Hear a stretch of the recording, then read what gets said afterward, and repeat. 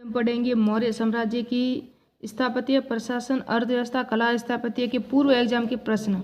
कौन सी बुक से पढ़ेंगे? वो पप्पू सिंह की प्रजापति की बुक है। ये देख सकते हो, अरविंद भास्कर, कुलदीप नेफेनिन, पप्पू सिंह प्रजापति, इनकी बुक है। ये देख सकते हो, यहाँ से UGC net, JRF assistant professor, UGC net और जेआरएफ में जितने भी फर्स्ट ग्रेड है ना, स्कूल व्याख्याता की भर्ती में जितने भी पूर्व एग्जाम के प्रश्न आया ना, वो है। तो पूर्व एग्जाम के प्रश्न मैं करा रही हूँ। ये देख सकते हो, ये आरपीएससी स्कूल व्याख्याता 2013 में प्रश्न आया था। ये भी 2000, देखो सारनाथ में बौद्ध स्तूप का निर्माण किसने करवाया था, ये सब ये 2013 में। ये स्कूल व्याख्याता 2015 में आया था। सिर्फ मौर्य काल, जो मैंने मौर्य काल की स्थापत्य कला पढ़ी है ना, वहाँ से प्रश्न कौन कौन से आए थे वो दिखा रही हूँ। जब मैंने अर्थशास्त्र के पूरा वर्णन किया था, वहाँ से भी प्रश्न आया। ये देख सकते हो 2015 में, ये भी 2015 में आया था। ये यूजीसी नेट 2021 में आया था। ये देख सकते हो, मैंने 7 स्तंभ लेख पढ़वाया ना आपको, वहाँ से प्रश्न आया था। ये 2018 में आया था। संस्कृत शिक्षा विभाग स्कूल व्याख्याता फर्स्ट ग्रेड में आया था। जो मैंने पढ़ाया है वो कहाँ से प्रश्न आए वो बता रही हूँ। मैंने जो खुद पढ़ाया वो मैं इतने ही प्रश्न करवाऊंगी जिसका पूरी डिटेल से वर्णन दे सकूँ, क्योंकि पप्पू सिंह प्रजापति में पूरा डिटेल दिया हुआ है। तो ये असिस्टेंट प्रोफेसर हुआ था ना 2020 में, वो प्रश्न यहाँ से आया था। ये देख सकते हो, 6 स्तंभ लेख जो मैंने आपको पढ़ाए हैं। 6 दीर्घ स्तंभ लेख थे, जो दिल्ली टोपरा, दिल्ली मेरठ, प्रयाग, रुमनदेही, रामपुरा भी कहाँ से मिला था, वो सारे डिटेल से मैंने खुद ने पढ़ाए हैं आपको। अगर मेरी वीडियो नहीं देखा हो तो देख लेना। ये देखो, मैंने हाथी का स्तंभ था ना, उसको चित्र दे के बताया था। और ये कहाँ है, ये भी मैंने पूरी डिटेल से बताया था। ये भी 2021 में आया हुआ है। ये यूजीसी नेट 2019 में आया था। और यक्ष की मूर्तियाँ मैंने आपको खुद को बता के समझाई थी पूरी। इस प्रश्न को कितना घुमा कर दिया है। सारनाथ के स्तंभ का हमने कितना डिटेल से वर्णन किया है। फिर भी ये सब देख सकते हो कि सारनाथ स्तंभ में कुल कितनी पशुओं की आकृतियाँ थी। ये 2018 में आया था, स्कूल व्याख्याता आरपीएससी। और ये पूरा डिटेल से आपको पता है, मैंने स्तंभ लेख पूरे पढ़ाए हैं, और वो भी कितने डिटेल से पढ़ाए हैं वो खुद आप देख लेना। ये भी स्पष्ट दिया हुआ है, देख सकते हो आप। 2014 में आया था यूजीसी नेट। और यहाँ से एक और देखोगे तो ये असिस्टेंट प्रोफेसर में आया था 2020 में। और ये भी इम्पोर्टेंट है। तो अब इतने ही करवाऊंगी क्योंकि वीडियो बड़ा हो जाएगा, तो मैं सारी डिटेल से भी वापस बताना है इन सबको। और मैंने जो पढ़ाया ना, ये भी आया था 2021 में। आपको पता है, जब मैंने शिलालेख पढ़वाया था ना, 14 शिलालेख जो पूरा कल परसों ही पूरा किया है, उसके अंदर 8वीं जातियों का उल्लेख आपको पूरे डिटेल से बताया था कि किस में अभिलेख में इसका वर्णन है। ये कुम्हराहार का वापस प्रश्न आया। पाटलिपुत्र का मैंने मैप से समझाया था ना आपको। ये देख सकते हो, मौर्य काल में लकड़ी के भी होता था, इसका पुरातात्विक प्रमाण, वो भी कुम्हराहार था, कुम्हार। ये देखो, चंद्रगुप्त मौर्य के महल मुख्य बने थे, ये भी लकड़ी के, मैंने बताया था। बुलंदी बाग किसका प्राचीन नाम था? पाटलिपुत्र का। ये भी मैंने आपको मैप से पूरी पाटलिपुत्र को समझाया था। आपको पता है, मैंने 12 की गुफाएं बताई थी आपको, रामगढ़ पहाड़ी बताई थी, और 3 पहाड़ियों पर जितनी भी गुफाएं बताई थी ना मैंने, नागराजुन की पहाड़ी, कितनी जगह नागराजुन की पहाड़ी, 12 की पहाड़ी और रामगढ़ की पहाड़ियों पे गुफा जो अलग अलग करके पढ़ाई। अशोक की, दशरथ की, पूरी डिटेल से मेरा वीडियो पड़ा है, अगर नहीं देखा हो तो यहाँ देख लेना। तो इसमें हम देखेंगे कि ये चुनार के बलुआ पत्थर से बने थे, मैंने पढ़ाया। स्तंभ पर यष्टि और सजावटी था, ये भी है। यष्टि के शीर्ष में पाषाण को अर्ध जो कमल बना हुआ उल्टा, वो भी है। अधोमुखी कमल के ऊपर एक चौकी हाँ है, लेकिन जिस पर मनुष्य या पशु की आकृति नहीं, उसमें मनुष्य की आकृति नहीं, उस पर पशुओं की आकृति है। 4 सिंह की आकृति है, कहीं 1 सिंह की आकृति है, कहीं हाथी की आकृति है, कहीं घोड़े की आकृति है। तो ये गलत है। 1 2 3 तीनों राइट होंगे। और ये मैंने आपको पढ़ाया था पूरा का पूरा। अगर नहीं पढ़ा हो तो मेरे अशोक के अभिलेख वीडियो देख लेना, पूरे डिटेल से हैं, ये सब देख ले सकते हो। तो कौटिल्य ने अहेतुक शब्द का प्रयोग किस संदर्भ में किया था? तो ये दास के संदर्भ में किया था, हमने पढ़ा था जब मौर्य जो अर्थशास्त्र है उसको पढ़ा था, और राजतरणी को पूरा पढ़ा था। तो ये पप्पू सिंह प्रजापति की प्राचीन भारतीय जो नवीन सर्वेक्षण है। मौर्य काल में उद्योग क्या था? सिंचाई कर था। ये हमने अभिलेख तो पढ़े थे। मौर्यकालीन जो अभिलेख था, दुर्भिक्ष काल में जो सहायता प्रदान करने के लिए विवरण प्राप्त होता है, वो कहाँ से होता है? तो ये जोगन था, ये उड़ीसा में था। ये नेतुर था, ये कर्नाटक में था। एराईगुड़ी ये आंध्र प्रदेश में था। लेकिन महास्थान है ना, ये बंगाल में था। ये शायद मैंने आपको नहीं पढ़ाया, तो आप देख सकते हो। महास्थान बंगाल, बागुड़ा जिला बांग्लादेश में था। और चूना पत्थर से 7 पंक्तियों में ब्राह्मी लिपि प्राकृत भाषा युक्त लेख की खोज सम्राट पुंड्रग्रन वर्तमान महास्थान में की है। और इसमें जो है ना, ये अन्नागार अन्न रखने के लिए किया था। और इस लेख में चंद्रगुप्त मौर्य ने बंगाल विजय की पुष्टि होती है महास्थान अभिलेख से। ये फर्स्ट ग्रेड 2018 में आया था। 8वां शिलालेख था ना, ये बोध गया की यात्रा को संबोधित करता है। रुमनदेही स्तंभ है ना, ये कर्म मुक्ति है। कांधार लेख ये अरेमाइक भाषा और ग्रेमाइक ग्रीक थी, 2 भाषा में मैंने कहा था, 2 लिपियों में था। सारनाथ ये बौद्ध धर्म के संरक्षण के रूप में ही था। तो इसमें ABCD चारों एक दूसरे से मिलान हो रहे हैं, 2 सब राइट है। तो इसका आंसर भी यही होगा, हाँ यही है। अशोक का 7वां स्तंभ लेख कहाँ पाया गया? ये मैंने अभी जो आपको UGC नेट 2021 में आया था, और ये जो लेख है ना स्तंभ लेख, मैंने कल एक वीडियो में शायद पूरा किया है, थोड़ा सा कोई डिटेल से रहा तो दूसरे वीडियो में बताया है। लेकिन स्तंभ लेख थे ना, ये 7 तो स्तंभ लेख थे ऐसे लिखे हुए थे, लेकिन अभिलेख 7 ही थे। इन 7 अभिलेखों पे 7 स्तंभ लेख उत्कीर्ण थे, इसलिए उसको सप्त स्तंभ कहते हैं। जिसमें से आपको ये पता है लौरिया राज भी था, सारनाथ, दिल्ली टोपरा, दिल्ली मेरठ। लेकिन जो 7 स्तंभ लेख, एक ही अभिलेख ऐसा था जिस पर 7 लेख उत्कीर्ण थे, बाकी 6 में 6 थे। तो इसमें सारनाथ था नहीं, ये भी था नहीं, दिल्ली जो टोपरा और दिल्ली मेरठ है ना, ये दिल्ली टोपरा है ना, एकमात्र स्तंभ था जिसके अंदर 7 लेख उत्कीर्ण थे। बाकी किसी में टूटा हुआ था, किसी में 6 लेख ही थे। स्थान 6 थे, स्तंभ लेख लिखे हुए जो जिस अभिलेख में थे ना वो 7 थे। तो सर्वप्रथम इनको तो खोजा तो मेरठ को था।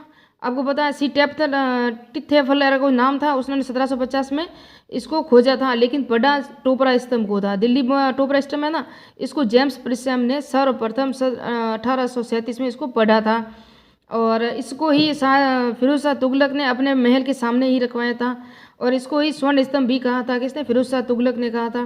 तो ये वेरी इंपॉर्टेंट है, दिल्ली टोपरा स्तंभ लेके इसके ऊपर ही 7 लेख है। बाकी 7 लेख तो ये भी है, लौरिया राज भी आता है, सारनाथ भी आता है, मेरठ आता है, प्रयाग आता है, और रामपुरे भी आता है। लेकिन उसके अंदर 6 लेख ही लिखे हुए थे। मेरा वीडियो देख लेना, अगर नहीं देखा हो तो पूरा समझ में आ जाएगा। हाँ, इसके अंदर देखो ये लिखा हुआ है, तो वृद्ध राजाओं की आज्ञाओं की संख्या 7 थी जो 6 स्तंभों पर लिखी हुई थी, इसलिए सप्त स्तंभ कहते हैं, जो भिन्न भिन्न स्थानों से मिलते हैं। दिल्ली टोपरा स्तंभ अशोक के 7 स्तंभ लेख ये राजगाहें मिलती हैं दिल्ली टोपरा में, और ये सभी अशोक के चतुर्दश बृहद शिलालेखों में प्रविष्ट हैं। तो मैंने स्तंभ लेख पढ़वाए थे, जिसके अंदर देखा कि हाथी का चिन्ह मिलता है, रामपुरवा में नहीं, लौरिया में नहीं, सारनाथ में नहीं मिलता। ये संकीचा स्तंभ पे मिलता है, गज की मूर्ति वाला, जो मैंने मैप से भी बताया था, और उसका फोटो भी आपको दिखाया था। अगर मेरे वीडियो नहीं देखा हो तो देख लेना।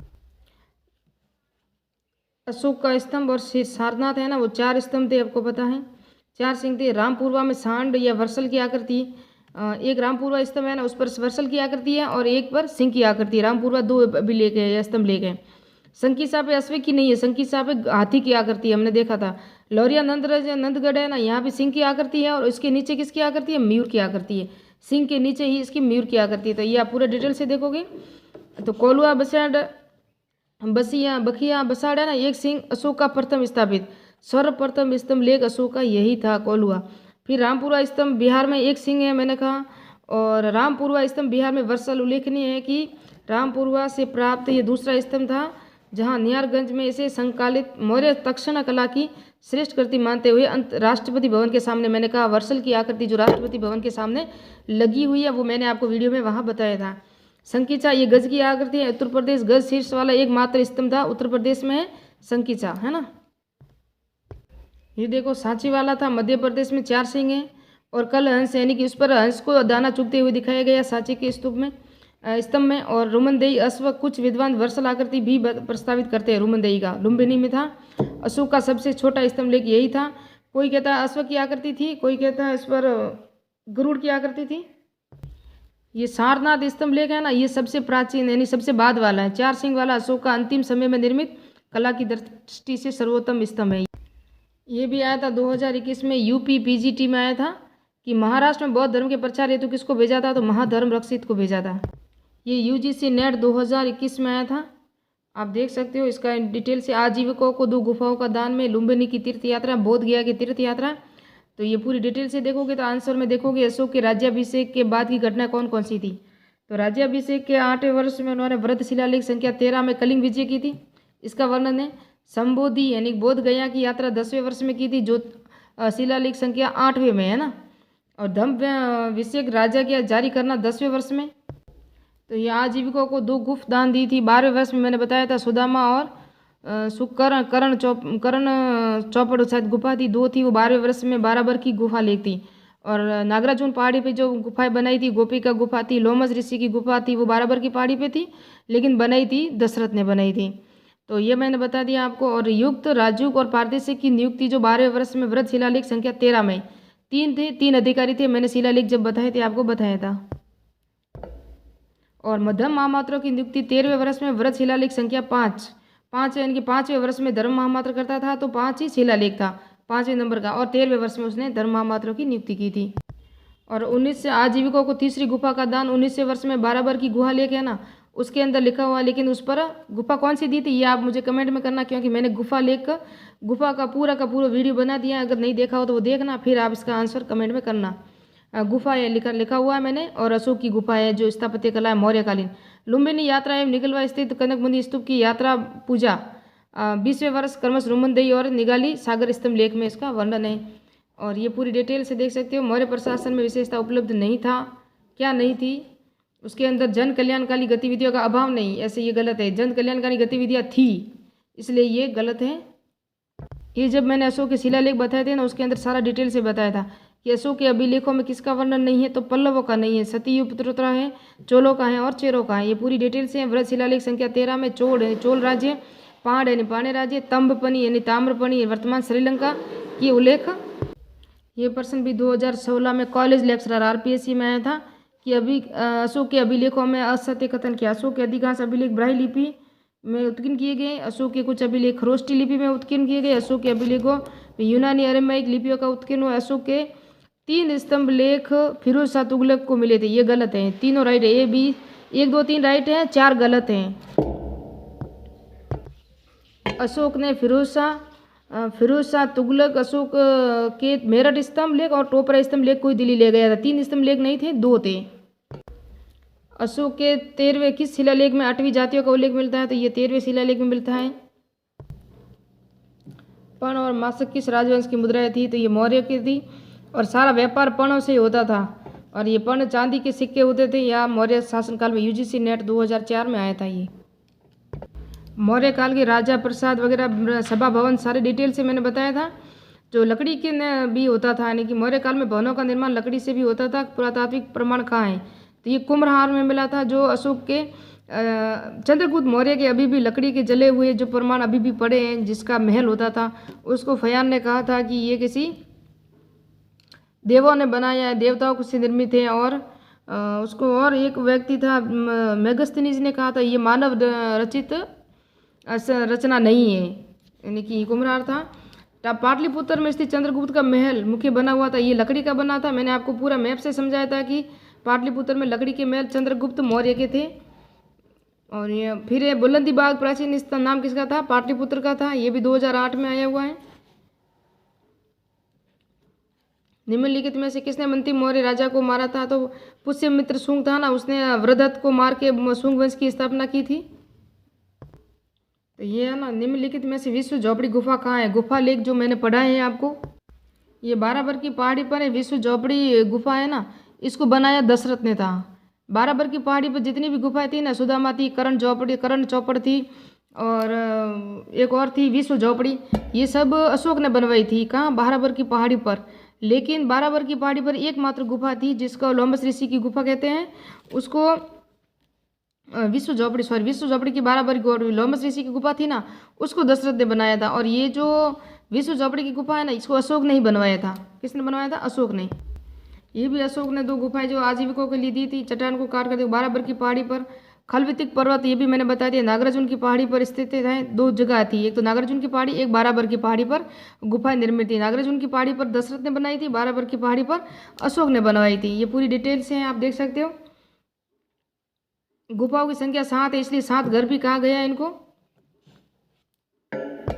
एक प्रश्न ये भी आया था कि बाराबर की समूह की गुफा का अशोक का अभिलेख उत्कीर्ण नहीं है, तो हाँ, उस पर नहीं था। लोमस ऋषि है ना, उसके अंदर है ना, उस पर दशरथ का अभिलेख है, और दशरथ को देवना पीरियड 10 कहा गया है। ये किसमें, लोमस ऋषि की गुफा में, और इसको दशरथ नहीं बनवाया था।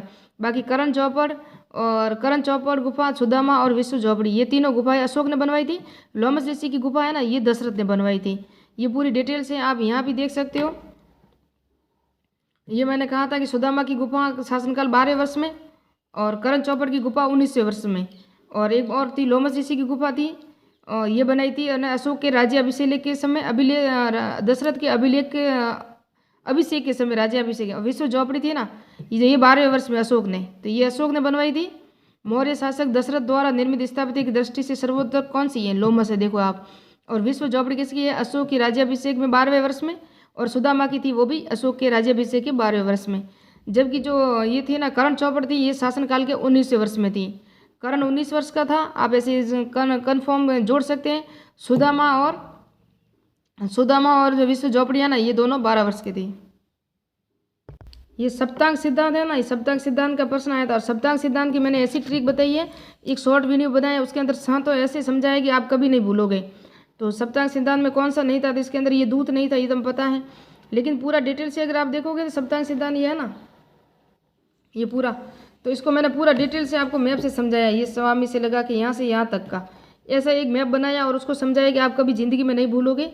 अब नेक्स्ट में पढ़ेंगे गुप्त साम्राज्य। गुप्त साम्राज्य में जितनी भी स्थापत्य कला, संस्कृति जितना भी आएगा वो पढ़ाऊंगी। उसके बाद उसके एग्जाम में जो प्रश्न आए हैं वो पढ़ाऊंगी। तो मिलते हैं नेक्स्ट वीडियो में, नेक्स्ट पार्ट में।